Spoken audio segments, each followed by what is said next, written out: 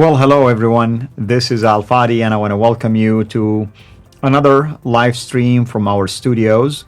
With that in mind, let us turn our attention to the topic of the day. 2 years ago, actually to be exact, on June 8th, 2020, something marvelous happened, and that was a discussion, an interview between two Muslims. One we can call an academic scholar, and the other one is an apologist who had an interview with this Muslim scholar. We're talking about Mohammed Hijab interviewing Dr Yasir Qadhi, and the rest is history, because something interesting happened during that interview that has resulted in what we have coined today holes in the narrative. With me here to take a deep dive on the commemoration of this marvelous events, no other than Dr. J. Smith. Dr. J, welcome, and thank you for joining me here live in the studios. Oh, it's great to be here on such an auspicious day. As we saw yesterday, our second anniversary. This is something we're going to commemorate every year. I put up a video yesterday to commemorate it, but it's the feedback, the comments, over 6,000. We're going to be soon approaching 7,000 who have already watched that 40-minute video in just one day. And I think why it has caught everybody by a storm is because of what it did to the Quran.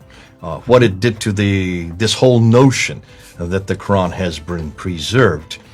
This has been always a thorn in our side. We've always heard from Muslims that the Bible has been corrupted, has been changed, has been manipulated. We don't have the original Bible. But the Quran, this book here, this book has always retained its authority, its canonicity. It has always retained its authenticity, and it is the only scripture in history that where we can trace back to the origins, that it is the eternal Quran. I mean, we've heard this so many times. The Quran makes this claim in chapter 85, verse 22. So the Quran, it does make this claim. So Muslims have always made this claim because they have to. They have no other choice. But it doesn't just make that claim. In chapter 10, verse 15, and also in chapter 18, verse 27, it goes on and says that there has been no change, that humans cannot change it. Yasir Qadhi has been many times in public. He has said this from his platform. Not one word, not one letter has changed, because the Quran makes that claim. And you can see why. If the Quran says that there is not one word, not letter, it has changed, the reason is because it is the eternal Quran. How can it be the eternal Quran if there has been one letter and one word change? But more than that, the Quran says the reason is because Allah himself protects it in chapter 15, verse 9. So the Quran makes these claims. It's never changed, not one word, not one letter. That's where Yasir Qadhi jumps off from that. Allah is the one that protects it, and it is eternal. Because those claims are there, I feel sorry for the Muslims. They have to support that. They have to defend that. They have to continue saying, giving lip service to that. Yasir Qadhi is famous for that. Dr. Shabir Ali makes the same claim. Many, in fact, I would suggest all of your Muslim pundits have to make that claim, whether they are radical, whether they are nominal, possibly not the liberals. The liberals I'll let go, but they only make up 15% of all Muslims in the West. That's just in the West. So this is a difficult problem for Muslims, the preservation of the Quran. They've got to shut any discussion down. They've got to shut any debate down on that. And we saw from this interview a number of things that were exposed. I don't know if you want to go and unpack that, if you want to continue with that, or if you want to go to something else. But yesterday was the day that we commemorate the destruction of the preservation of the Quran. No, we need to continue along this line, and of course we want to talk about why was that important in terms of what Dr. Qadhi mentioned initially before he received the backlash over that. I remember when I was the guy from North Carolina. He was the one that told me about it. He was the one that got me onto the phone. He says, Jay, are you aware that there's going to be an interview with Mohammed Hijab and Dr. Yasir Qadhi? And he was the one that wanted me to get on and look at it, because he says they're going to come up with something. And I didn't think at that time it was going to be anything great. I just thought, okay, here it is, this yada, yada, yada. They're just going to continue to talk about the preservation. I had no idea that Mohammed Hijab would ask the question he asked at the very beginning, putting his hand out there and saying, here's a blank sheet of paper. Mm-hmm. Which Quran are you going to write on it? Which Quran? Jay, we don't talk about this. This is something you don't talk about in public. Don't be filming this, please. What are you bringing this up for? These idiots, says Yasir Qadhi. What are these idiots who keep on asking these kind of questions? And I think what was really exciting about that whole interview, as we were watching it, I don't know if you watched it live. I was watching it live. I just started taking notes because well, this is what we brought up in 2016. This is Hatun Tash. Remember our good friend Hatun Tash? She was the one that really started this whole debate, created this whole debacle because she decided to try to find these Qur'ans. She went into a bookshop back in 2013 in North Africa, asked for one Qur'an, and the guy behind the counter says, well, which Qur'an are you talking about?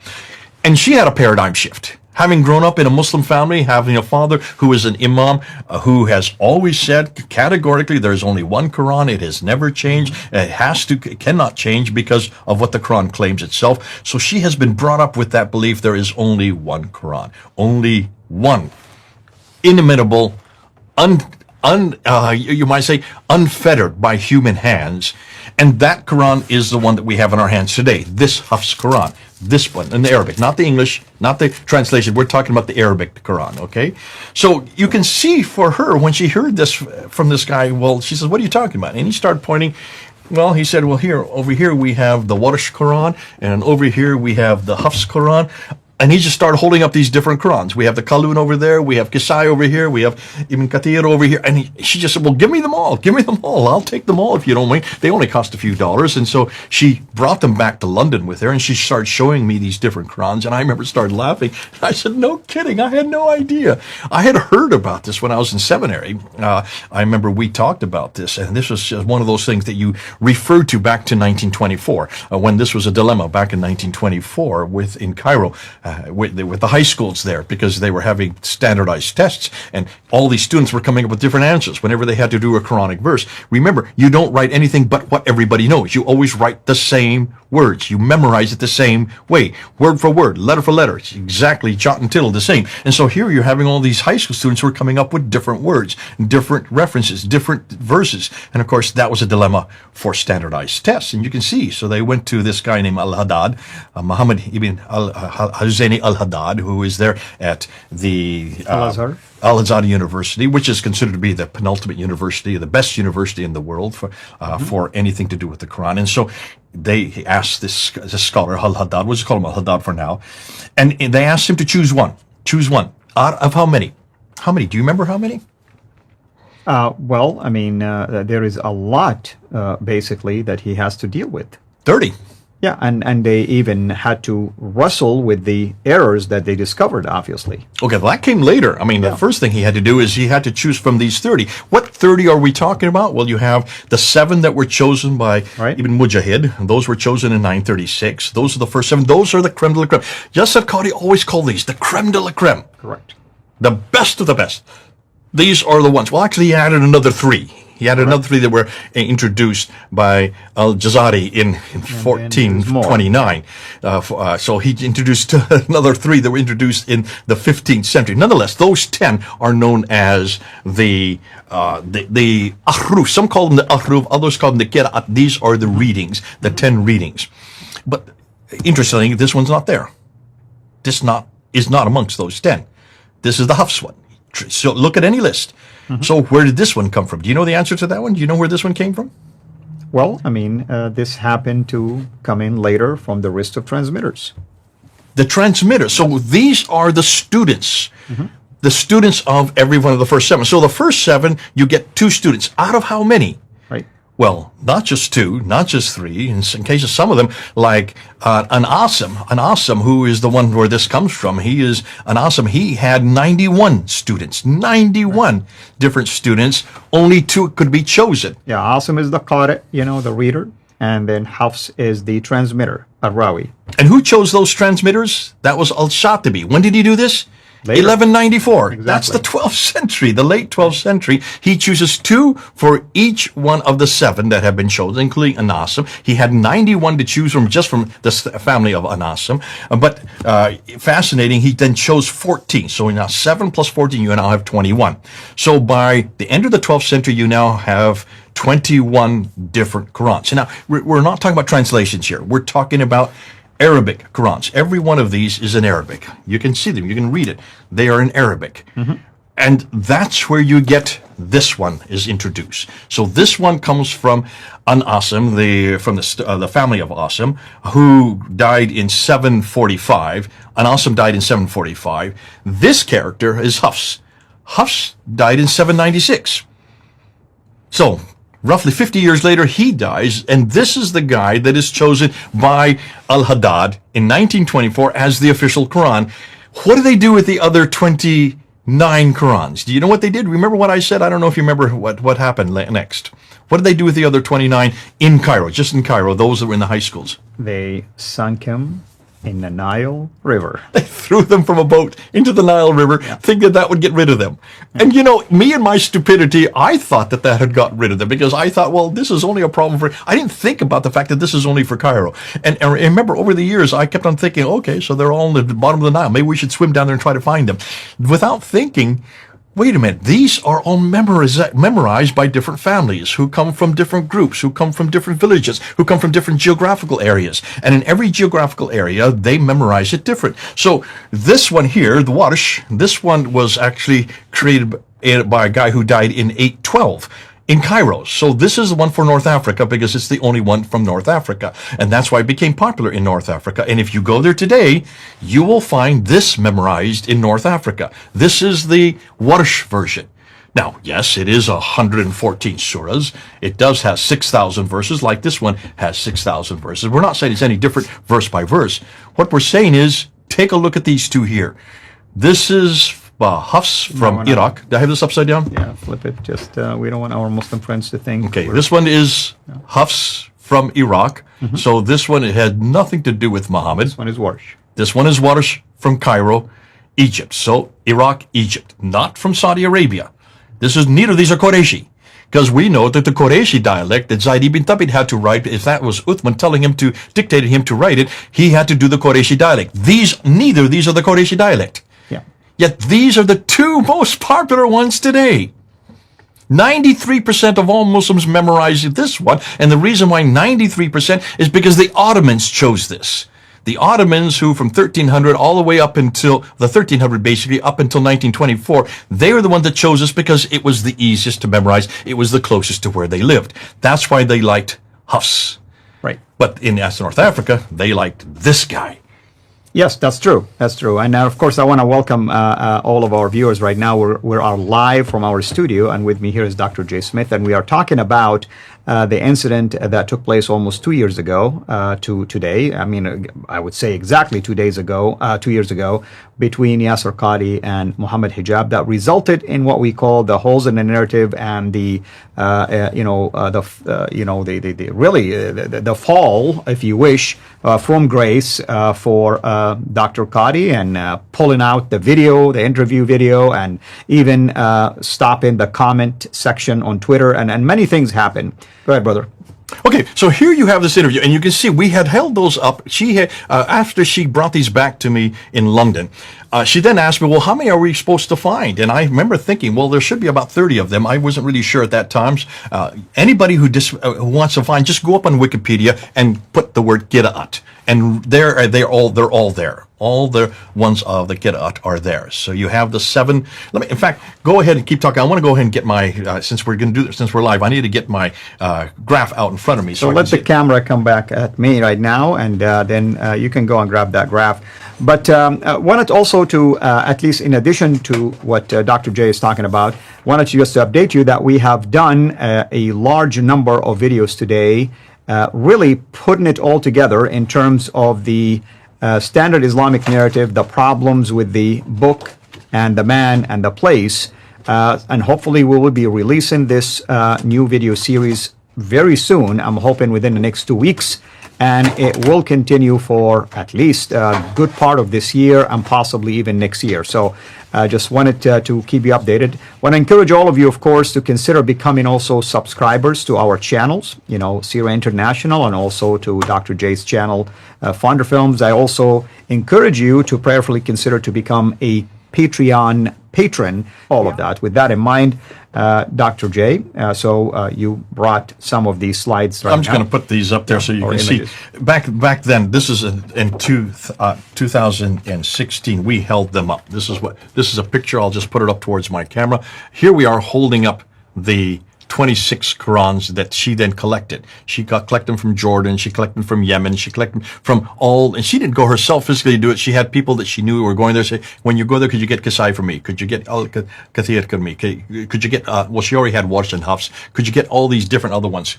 Could you get Duri or Kalun or Bazi? And so she started putting together, we had 26. So finally she came to me, Hatun, she said, let's go and take down the Speaker's Corner and show this. So we did. We held these up in June of 2016. So exactly 4 years before that infamous interview. Well, who was in the crowd but Mohammed Hijab? There he is right here. Can you see him right here, where the yellow is pointing? I know this is kind of should have got it bigger, and I should have been prepared so I could have this up on a screen. But there you can see Mohammed Hijab. He's standing there. He stands about 6'6", and so he stood over everybody, and he pulled all the crowd. He said, all the Muslims come here. Stop looking at what they're showing you. Stop listening to what they're saying, is what he was saying. He was going to explain it to them. And so the crowd went to listen to what Mohammed Hijab said. Well, it was obviously he had not much to say.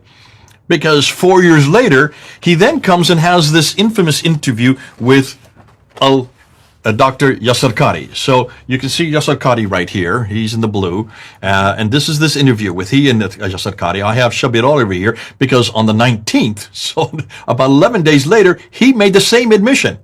So here you have two different scholars, Yasir Qadhi and Dr. Shabir Ali, two of the foremost, I would say the most foremost Muslim scholars as far as the Quran is concerned, one from Canada, the other one from Houston.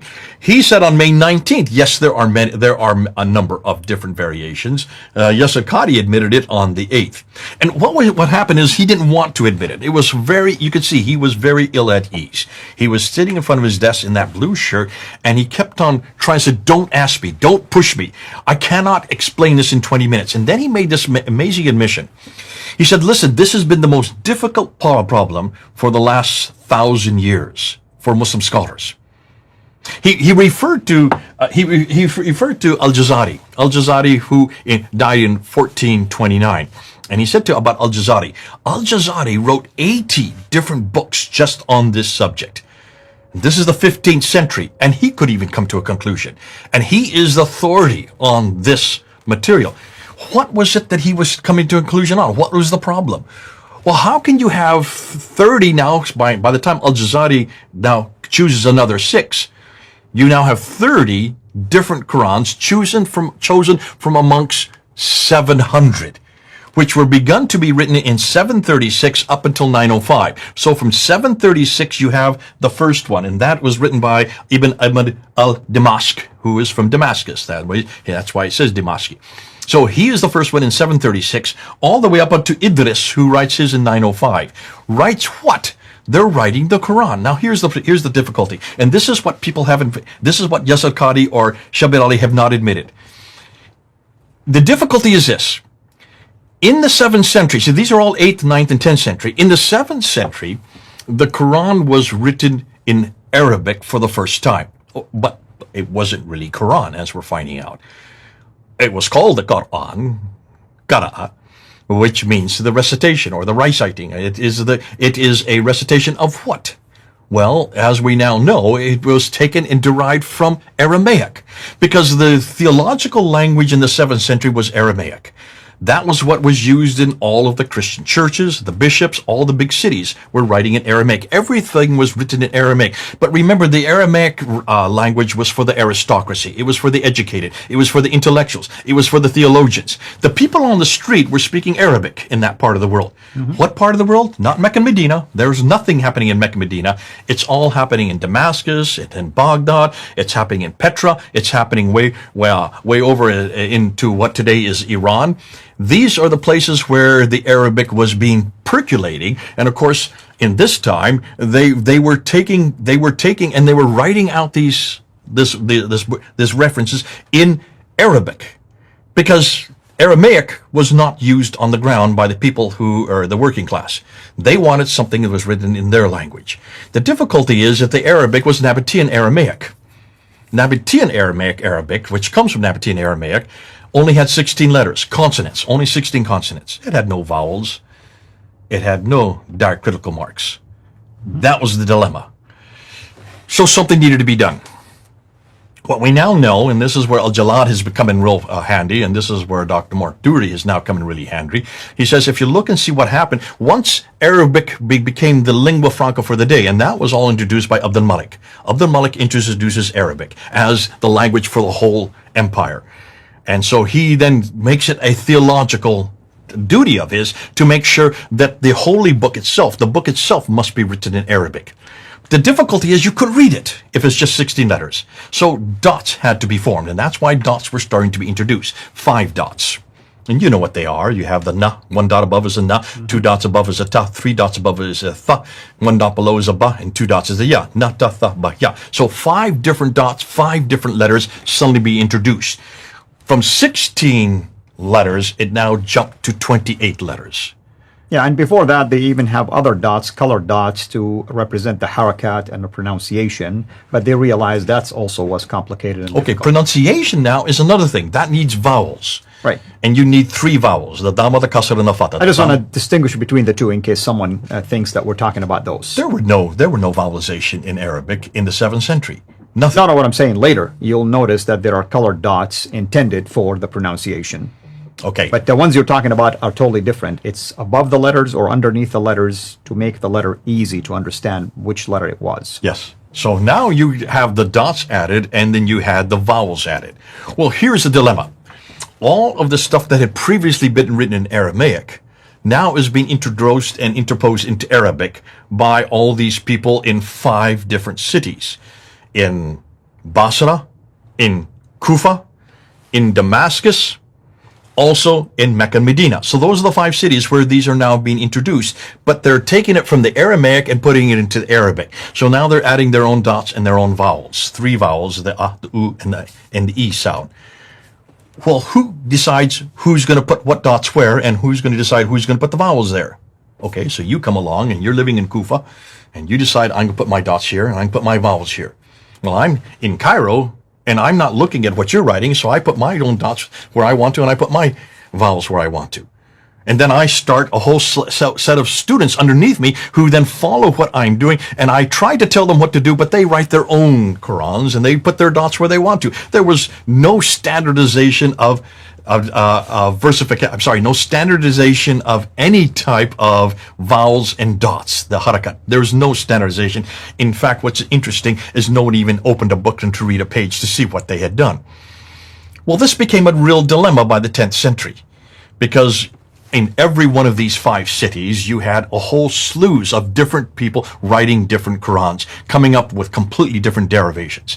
And that's why Ibn Mujahid was given the responsibility to take from these roughly 700, is what Shadi Nasr is coming up with, around 700 of these Qur'ans. He had to whittle it down to just 7.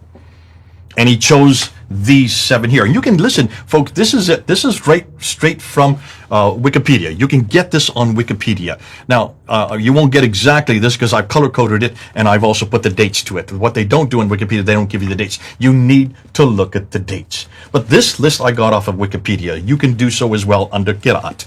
So you have what he chose, Nafi al-Madina from Medina. He chose Ibn Kathir from Mecca. He chose Abu Amr al-Ala from Basra. He chose Ibn Amir al-Damascus from Damascus. He chose Asim ibn Abi al-Najud from Kufa. He chose Hamza al-Zalat from Kufa. And he told al-Kisai from Kufa.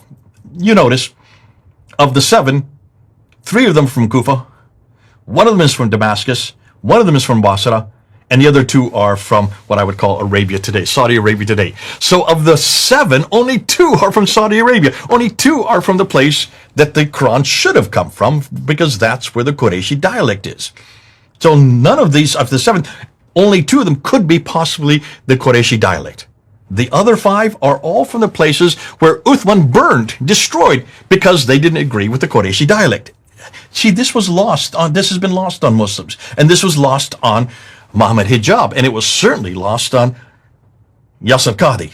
Because he went to he went to Yale University, and in 1995, he was suddenly approached with this. And he was given this list. He was shown this list. And he was given the dates. And he realized by looking at these dates, well, these had nothing to do with Muhammad. Because look at the dates. 785, 738, 770, 736, 745, 772, 805 of the first 7, none of them were from the 7th century. None of them were from the 600s. When Muhammad died. Mm-hmm. They should have been there in 632 when Muhammad died. None of these are from the time of Muhammad. Yet these are the qira'ats. These are the 7 qira'ats, or the 7 ahruf. These are the 7 supposedly that I'm hearing from Muslims that Jibril gave to Muhammad. If Jibril gave these 7 derivations to Muhammad, then why are none of them from the 7th century? They're all from over 100 years after. In fact, they go from 736 all the way up into the 9th century, 805. That's just the first 7. These are just as bad, because these are all 7th and 8th and 9th century. And the same way here, all the way up until 905, that's the 10th century. So from the 8th and 9th and 10th century, you get these 30. Now, can you see the difficulty? These 30 out of 700, every one of them is different. No 2 are exactly alike. I just want to show you these 2 again, because these are the 2 that are the most popular today. Right. This is the Hafs. This is the Warsh. This is used by 93% of the world, but that was only because it was canonized by King Fahd in 1985. So we're talking about 37 years ago. It was finally canonized by King Fahd, made as the official. Isn't that interesting that the Saudi Arabian government chose an Iraqi Quran from Kufa and did not choose one of those from Arabia? And they Mecca, were, Medina. Remember Ibn Kathir is Mecca? Ibn Kathir is Mecca, and so, well, Ibn Kathir is Mecca, but Nafi is Medina. So you have Nafi and Kathir. What I'm saying, these 2 should have been the prominent ones. Now, be careful. It's not the Ibn Kathir of the Tafsir. That's right. This is another Ibn Kathir. That's right. Ibn Kathir, the reader. The reader. And so he died in 738, and Nafi died in 785. So they should have chosen either Medina or Mecca. Why did they choose Hafs? Because the Egyptians had chosen Hafs. Because of that one, Muhammad al-Husayni al-Haddad had chosen this book, the Hafs, in 1924. This became so successful in Cairo that they made it Egypt-wide by 1936, and so it became the standard edition for all of Egypt. That became so successful because they could standardize all the tests, so the Saudi Arabian government just decided to adopt the very same thing that the Egyptians had adopted, and that's why they made this official for the whole world. So this is the one that is used for the whole world in 1985. Folks, that's only 37 years ago. That makes me sound pretty old, because that means I'm older than this canonical text. But can you see the difficulty then for Yasir Qadhi? How is he going to explain this? Okay, I want you to put yourself in Yasir Qadhi's part. How would you have explained this if I was Mohammed Hijab and I asked you, Yasir Qadhi, which one are you going to put on this blank sheet? Which one of these is you going to put? Are you going to put Hafs? Are you going to put the Warsh? Are you going to put the Nafi? Are you going to put Medina? Tell me, which one are you going to put, Nafi or Ibn Kathir? Right. Help me here. How would you answer that? Yeah, I mean, it's a logic question, really. I mean, the question was brilliant to ask. It was a great question. I don't think either Mohammed Hijab or Yasir Qadhi knew that we were watching, because they thought this was just an in-house discussion, simple, easy discussion. I'm sitting there clapping and writing my notes down and grabbing the video itself, because I realized we got an honest Muslim funny. Yasir Qadhi is actually being very honest. True. This guy actually is struggling. He is showing that there's a problem here. There's a dilemma here. He is realizing that what Mohammed Hijab was asking him is something that no one had dared answer for 1,000 years, that or even our good friend Al-Jazari could not answer. Way back in the 15th century, he could not answer this. And then remember what he said. He said, I have not said a thing about this since 1995. For 25 years, he said, I have never lectured on this. He was almost proud of that he's never lectured. He says, you won't see me talk about this in public at all. But if you want to find out more, take my class. We'll do a deep dive. Yep. And then he gave 3 criteria of what they do with students or people or converts. He said, when people are first converted to Islam, we don't even mention it. We don't talk about this. When they become intermediate, when they've been a Muslim for a little while, we say, just memorize it. Don't ask questions. Just memorize it. Once they become advanced, he says, so he's giving 3 different criteria. Once they get advanced, then we do a deep dive. Take my class and we'll do a deep dive. But then he goes and admits that he's never talked about it for 25 years. So, Al-Fadi, tell me something. Would you want to take a deep dive with a guy who's not talked about it for 25 years, who couldn't even answer this question? It took him 28 minutes and would not answer. How many times did Mohammed Hijab say, this should be easy? He kept on saying, this should be easy. Which Quran? Which one is it? Is it the Hafs? Is it the what? He even gave him some examples of which ones he would have liked to have been there. Yeah. After 28 minutes. Well, before the 28 minutes, he just said some other things.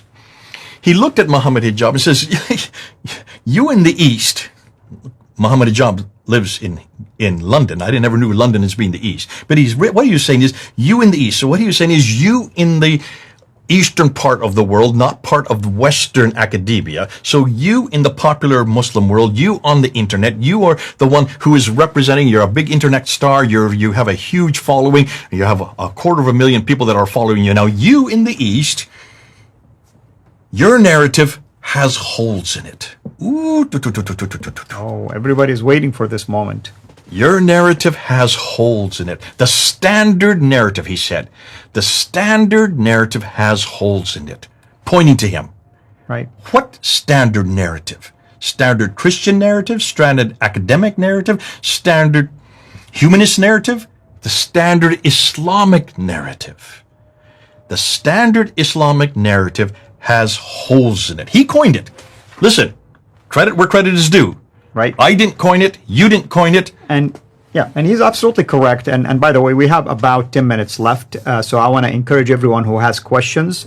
A good way, because we have so many comments, to highlight it is to consider a super chat. But we have a team and we have also moderators. Hopefully they can pinpoint some of them. But I mean, he's not kidding when he said that, because when you study just the history of how the Quran was collected and by whom, you have a variety of basically stories that tells you about the event itself. So that's the kind of holes he's referring to. You don't have something consistent, you don't have something persistent, you don't have something reliable.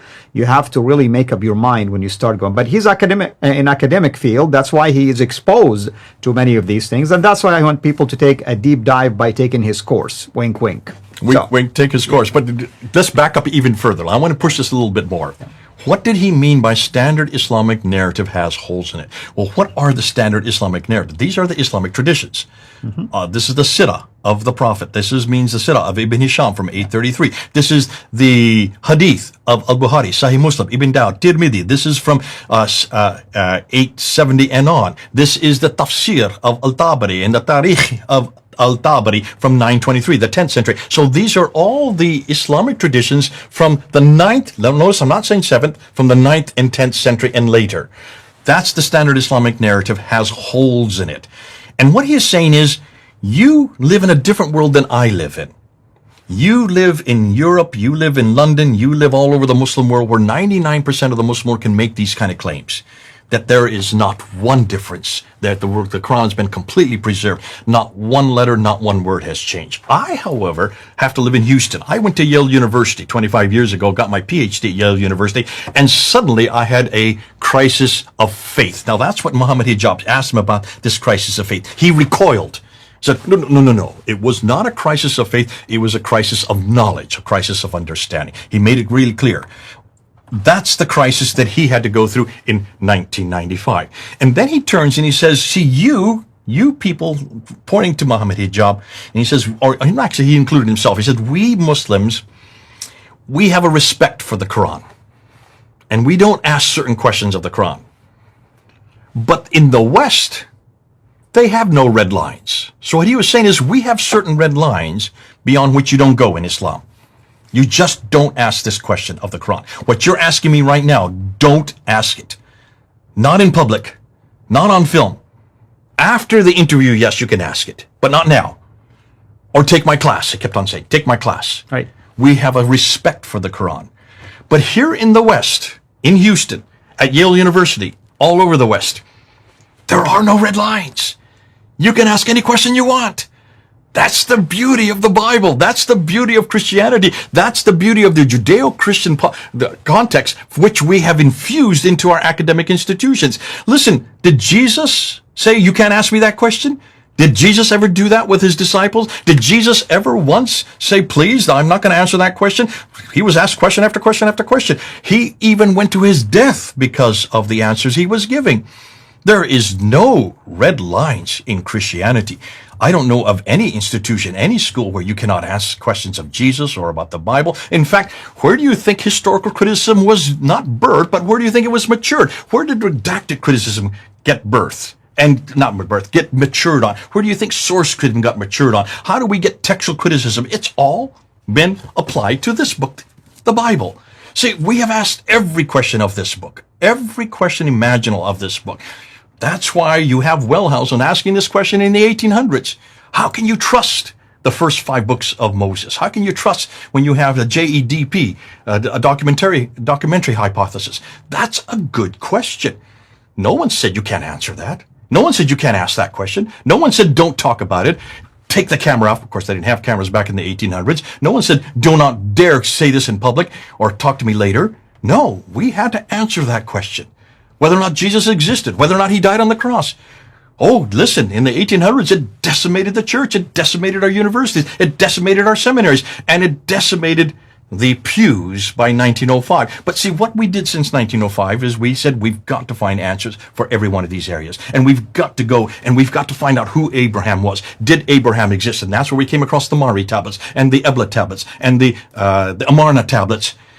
And these tablets, the Nuzi tablets, these 4 genres of tablets that now supported and showed exactly who Abraham was, where he lived, what kind of customs he existed in his lifetime and in that place and in that time period. And then we came across the Ebla tablets, which even talked about the 5 cities in Genesis chapter 14, verse 8.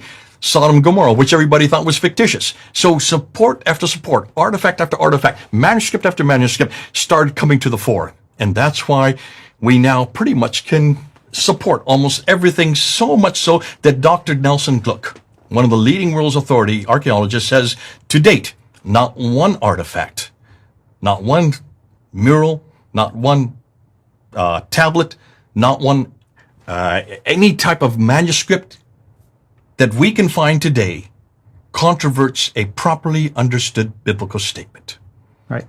Not one artifact that has been found contradicts a properly understood biblical statement. See, we have passed the test with the Bible because we've demanded that everybody get rid of the red lines and ask every question so that we can be held accountable. We're now doing that to the Quran, to this book, the Hafs text. The Hafs text. Between these 2 books right here that are the most popular, 5,000 differences. This was not known until we started opening both books. You can buy these, folks. You can buy these. You can get them on the internet. I've got 9 of them that I've bought. Hatun has all 30 of them.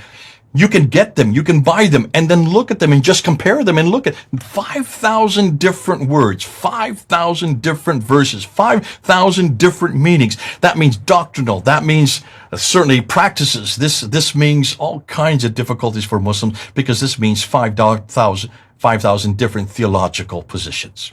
Yeah. Can you see then how that completely destroys any notion that God has preserved his word? He didn't preserve anything for that matter.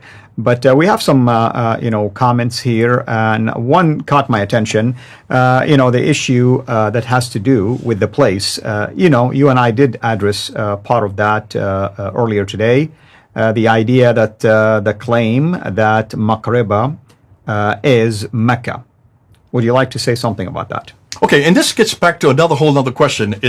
I always put it in 3 categories: the book, the man, and the place. The book, the man, and the place. The place is Mecca itself, and this has been a real problem, a real dilemma, because there is just no reference to Mecca anywhere. You can't find it in any documents, not any map. There is nothing about Mecca on any coins or on the inscriptions. There's just no reference to Mecca until 741. 741 is the mid-8th century. Muhammad died in 632. You've got a difficulty here. So what are they doing? They're trying to find Ptolemy. They're going back to the 2nd century. Yeah. And that's what Shabir Ali did, basically. He went to Ptolemy, and he says, okay, there's Maqraba. And when you look at Maqraba is actually southeast of Yathrib. It's close to Yathrib. Yathrib is now Medina today, but it's, if you look on a map today, Mecca is southwest of Yathrib. So let's just take that on board. But even Arabic, as an Arabic speaker, is Maqraba, does it have the same consonants as Mecca? No, not necessarily. This is a description of something called al-Muqarraba, meaning the one that is near. But Mecca is known as al-Mukarrama. Okay, Not hold on. al-Mukarrama. So people don't understand what you're saying. Let me just unpack this a little bit. Every Arabic word has 3 consonants. That's right. So what are the 3 consonants in Makaraba? Qarraba. Qarraba. What are the 3 consonants in Mecca? Mecca is just mim, kaf, ha, you know? Okay, mim, kaf, ha. Yeah. So one starts with mim, the other one starts with ka. Right. Not even the same 3 consonants. But what I'm saying is I'm going to use an argument here and say it could be a description of the place, right? You know, meaning let's just say that, yeah. and let's just take that on board. Yeah. And this is where Dan Gibson has been so helpful. He says, take a look and notice the maps that were put up in the 15th, 16th, and 7th century by Laurent Fields and others, these Europeans who were taking what Ptolemy said in the 2nd century, taking his description of Arabia. He's putting all these listing in these places, but he puts a lot of them in the middle of Arabia, without thinking through that there is nothing there in the middle of Arabia, because there's a desert in the middle of Arabia. It's all desert. In the north, it makes sense. In the south, it makes sense, but not in the middle. And the reason why he didn't know that is because the Ptolemy never went to Arabia. Right. He just took from what people told him who had adventured. But they never went to the desert part because there's nothing to see there. It's called Petrea Deserta for a reason. So Gibson said, take a look at all these references. He says, this town is near this river, this town is near this mountain. But take a look, there are no rivers in the desert. The rivers are too far north. So Gibson says, now let's go and see where these rivers are today. Let's go see where they are historically. Let's see where these mountain ranges are. And guess what he found? All these mountain ranges are either in the far north or in the far south. And these are all in what is today Yemen and Oman. Well, if that is the case and these towns are next to it, that place is Makaraba, just right on the border between Yemen and Saudi Arabia today, way down in the south, hundreds of miles away.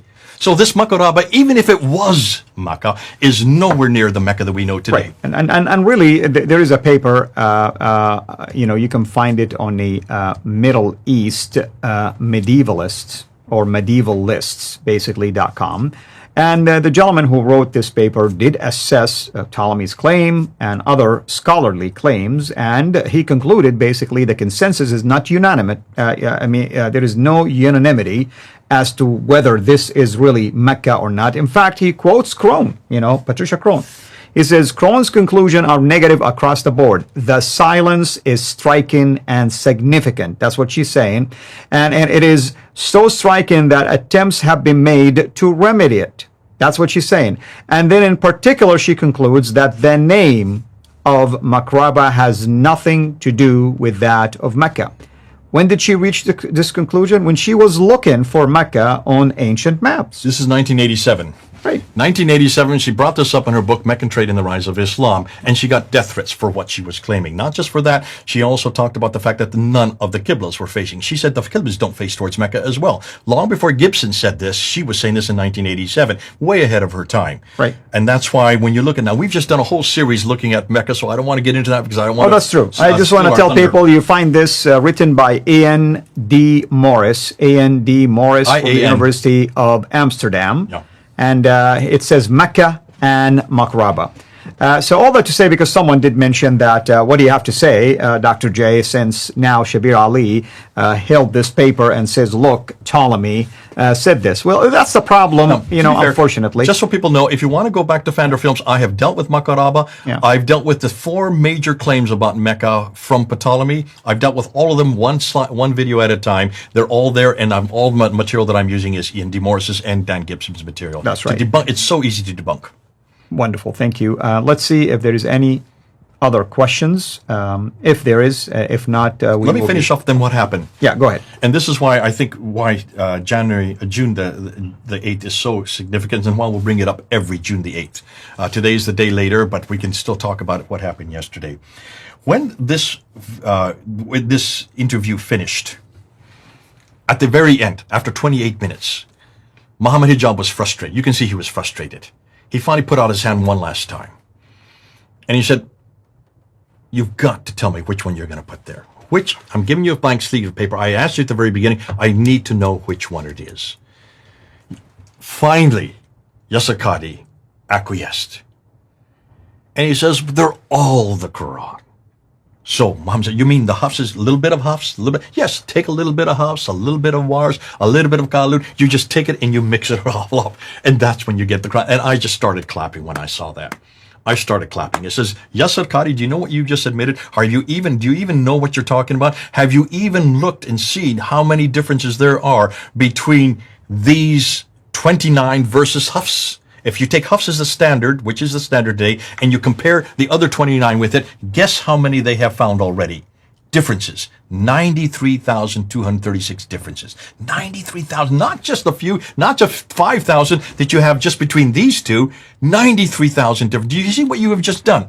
And I knew this was going to be a problem. Well, wouldn't you know?